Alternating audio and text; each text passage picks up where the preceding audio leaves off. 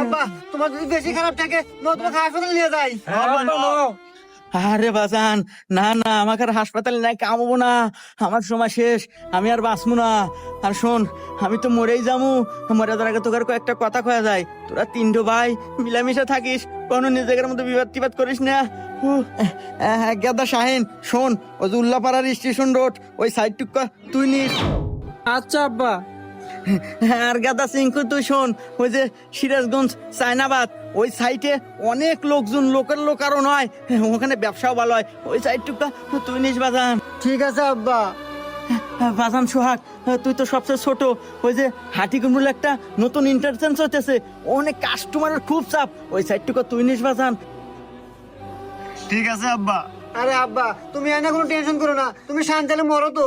বাহ, কে রে টিঙ্কু, তোর বাপ তো অনেক ভালো মনের মানুষ রে। মরার আগে তিন বেটাক সমান তালের জায়গা তুমি